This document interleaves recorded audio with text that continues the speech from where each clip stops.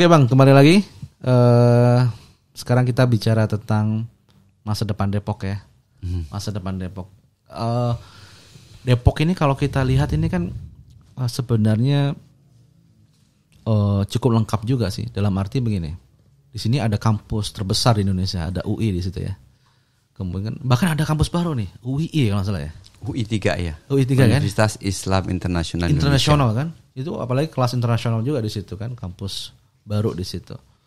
Dan artinya secara SDM sebenarnya kalau kita ingin bertanya atau membangun sebuah gagasan kebijakan itu kan banyak orang-orang pandai lah ya, accessible lah.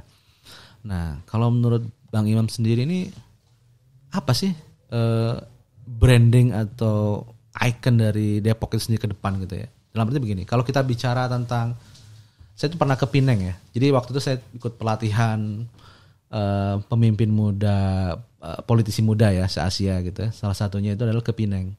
Jadi pada waktu kita ngobrol sama wali kotanya Bang, dia bilang Pineng itu adalah kalau dibuat top of mind ya, itu kesehatan. Jadi kalau dibilang itu competitive advantage-nya apa ya? Services, pendidikan, kesehatan, terutama kesehatan. Bahkan pada waktu itu saya tanya kan, dari mana? Dari Indonesia. Orang Indonesia banyak kesini. Dia bilang gitu. Malaysia. Orang Indonesia banyak kesini dia bilang. Terutama untuk masalah ini apa namanya kesuburan, ya Pineng itu. Dan luar biasa perkembangan cukup. Ya di situ saya mencoba melihat, memang kota ini ada semacam kayak apa ya, core kompetensinya gitu. Kompetensi inti dari kota itu apa, sehingga ada mereknya ya, brandingnya, city brandingnya itu apa gitu. Seperti katakanlah kalau Paris ya udah fashion lah ya, semua fashion rujukannya ya Paris gitu ya. Kalau kita melihat begitu. Nah Depok ini kalau di konteks di Indonesia nih ya, apa yang membedakan Depok dengan kota-kota lainnya? Kira-kira begitu. Ini kan bicara visi ke depan jangka panjang kan ya. Iya. Kalau menurut Bang Imam itu apa Depok? Kalau saya lihat sih Depok adalah kota yang nyaman. Nyaman Ya. Nyaman untuk tinggal. Ya, untuk beraktivitas. Untuk beraktivitas. Ya, karena semuanya sudah tersedia. Mau kuliah ada di UI, gitu kan. Dan ada beberapa universitas besar lainnya di sini. Ada Gunadarma, Mau kemana-mana dekat, kan gitu ya. Terus pemerintahnya juga lebih ada fenomena ini Bang. Ini yang jadi saya kaget itu masalah KTP. Jadi banyak orang bukan Depok tapi minta print out KTP-nya di Depok. Kenapa? Ternyata daerah yang lainnya itu susah untuk minta print out, jadi mintanya ke Depok. Oh gitu. Iya, karena ketika kita nggak layani kita dapat pengaduan ke Dirjen ya. Dia KTP-nya kota lain. Misalkan KTP-nya Jakarta Selatan. Oke. Dia KTP-nya hilang, pengen misalnya pengen ngeprint di Jakarta Selatan susah dia karena agak jauh misalkan. Dia tinggalnya di Pasar Minggu atau di Peseng Sawah dekat ke Depok, kan boleh ngeprint di sana gitu. Ketika kita nggak kasih nggak boleh. Jadi hampir sekitar 70 ribuan orang tuh ngeprintnya di Depok, sehingga kami juga kehabisan stok kan gitu. Ketika nggak boleh, dilarang nggak bisa, karena memang dimanapun boleh ngeprint KTP. Nah ini kan berarti kan nyaman mereka tuh untuk berurusan dengan public service. Apalagi ke depan online system ya. Dan artinya daya jangkaunya itu nggak terlalu jauh gitu. Dibanding bayangin kalau Kabupaten Bogor itu jauh banget kan ya, besar wilayahnya. DKI Jakarta juga gitu kan, besar wilayahnya. Kalau Depok relatif lebih kecil gitu, orang bisa kemana-mana. Fasilitas-fasilitas yang lain juga udah mulai banyak ya, fasilitas ekonomi, pariwisata juga nanti akan meningkat. Kita punya 23 setu kan gitu, terus juga ada 4 sungai besar yang bisa dijadikan arum jeram dan lainnya dan lain sebagainya ya. Nanti ruang terbuka hijaunya akan semakin banyak. Kita ingin membranding bahwa Depok itu kota yang nyaman. Salah satu lagi, kalau tadi bicara kota yang nyaman ya Bang ya, itu salah satu persyaratannya selain public service-nya bagus gitu, birokrasinya responsif ya, kemudian fasilitas masalah pendidikan, kesehatan gitu, ada lagi green, hijau. Artinya pengelolaan sampahnya zero waste lah atau jadi kalau saya lihat itu memang beberapa kota yang nyaman buat tinggal itu adalah ya masalah sampahnya juga oke pengaturannya. Pelayanan itu ya. Iya, nah menurut Bang Imam sendiri gimana nih masalah pengelolaan sampah di Depok sehingga kita menjadi kota yang lebih nyaman? Ya memang nanti kita harus punya indikator ya.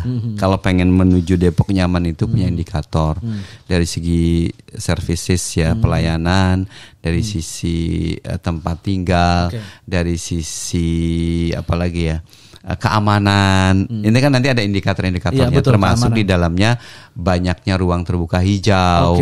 Ini juga menjadi bagian nanti menuju Depok nyaman. Kalau skala nasional memang yang diharapkan itu ada banyak keinginan sebenarnya nasional. Kota hijau, green city, ada kota sehat juga nih. Healthy city. Ini ya, jadi gabungan antara kota hijau dan kota sehat. Iya. Kalau kota hijau Kan berhubungan dengan polusi udara kan? ya standar polusi udara, sungai, air. banyaknya ruang terbuka hijau, terpeliharanya air, Iya. air bawah tanah, air permukaan. Itu memang menjadi standar indikatornya. Nah, termasuk sampah di dalamnya merupakan indikator kota hijau. Nah, ini di Depok sudah ada sekitar 400 bank sampah. 400 bank sampah. 400 bank sampah. Setiap RW ya, di Depok ada 925 RW. Kita berharap nanti setengahnya lagi bisa terus terbentuk sehingga zero waste yang kita ingin bangun di Kota Depok bisa terbentuk dengan tidak adanya sampah yang keluar. Cukup diolah di tingkat RW. Kalau sekarang masih baru pilah, jadi yang plastiknya diambil, yang organiknya masih dibuang. Dibuangnya kemana? Diproses di namanya tempat pengolahan sampah sementara yang ada di tingkat kelurahan, dijadikan pupuk atau dijadikan magot. Nah, ke depan mungkin harus masif sehingga memang nggak ada lagi sampah yang keluar. Cipayung mudah-mudahan bisa segera ditutup kan. Saya gitu warga ya. Cipayung Warga nih, Cipayung ya. Dan sampah yang di Cipayung bisa diproses sedikit demi sedikit sehingga nanti habis.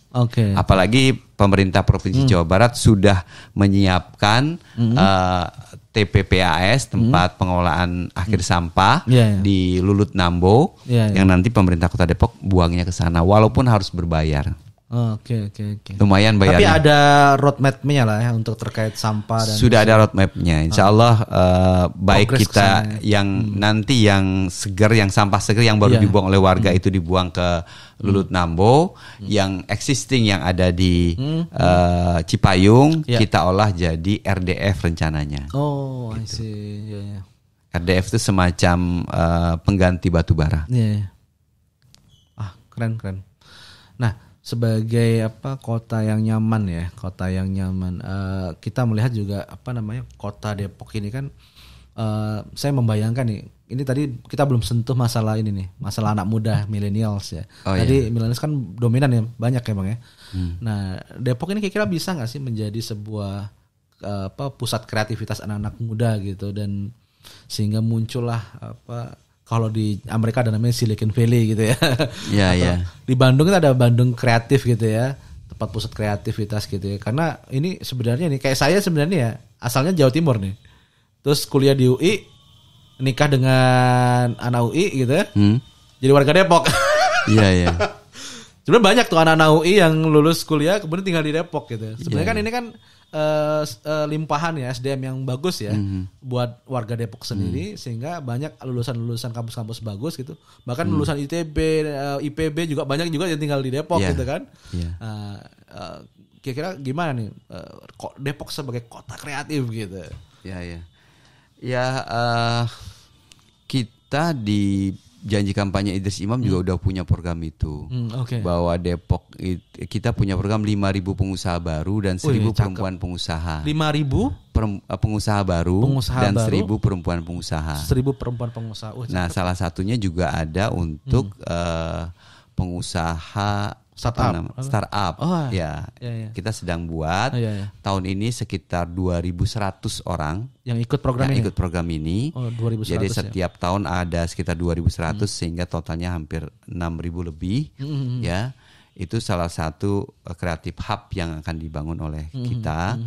Dan sekarang juga sudah banyak melibatkan akademisi. Ya karena saya kebetulan lulusan UI ya, sudah mulai. Sekarang lagi pasca sarjana juga ya? Lagi pasca sarjana juga, mulai banyaklah tersambung dengan teman-teman alumni maupun dengan para pelaku akademisi ya, baik fakultas teknik, rektorat, fakultas-fakultas yang lainnya juga sudah mencoba kita garap. Bahkan termasuk beasiswa, kita pengen minta untuk masyarakat miskin bisa dapat undangan khusus di UI.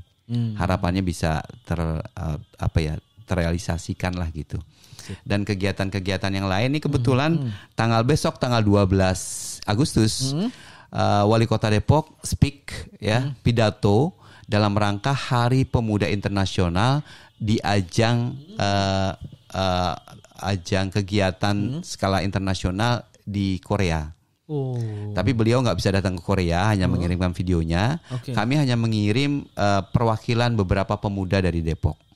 Dan insya Allah Korea akan ada wali kota Jeonju di Korea ingin datang ke Depok dan kerjasama dengan pemerintah kota Depok terkait masalah pemberian kursus bahasa Korea.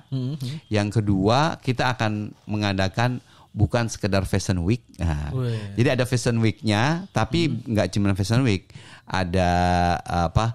Ada untuk belajar bahasanya, ada pelatihan media sosial untuk marketing digital yang nanti akan ditempatkan insya Allah di beberapa perusahaan di Korea yang ada di Indonesia, dan ada magang anak-anak muda ke Korea selama 3 bulan. Dan ada pertukaran produk-produk unggulan baik dari Korea yang ke Depok maupun produk Depok yang ke Korea. Nah ini mudah-mudahan ini juga menjadi hub ya bagi anak-anak muda untuk terus kita bisa salurkan. Nanti memang nama acaranya Depok Pop. Depok Pop. Depok K-pop gitu. Iya. Seperti itu. Oke. Insya Allah akan dilaksanakan di alun-alun Depok. Yang mengapresiasi terhadap kreativitas anak-anak muda. Nanti 2 budaya akan digabungkan antara Korea, busana-busana Korea dengan busana di Kota Depok. Yang pastinya yang disesuaikan dengan visi Kota Depok, Kota Depok Niaga dan Jasa yang berwawasan lingkungan dan religius. Kata-kata religius ini yang menjadi standar dalam ke depan. Oke, luar biasa ini. Kita nggak terasa sudah 1 jam lebih. Insya Allah. Perbincangan yang cukup dalam dan menarik ya. Tentunya ini akan menjadi sebuah informasi yang sangat berharga. Tentunya untuk para audiens PKS TV, saksikan nanti ya, akan tampil di PKS TV. Terima kasih Bang Imam. Siap. Assalamualaikum warahmatullahi wabarakatuh. Waalaikumsalam warahmatullahi wabarakatuh.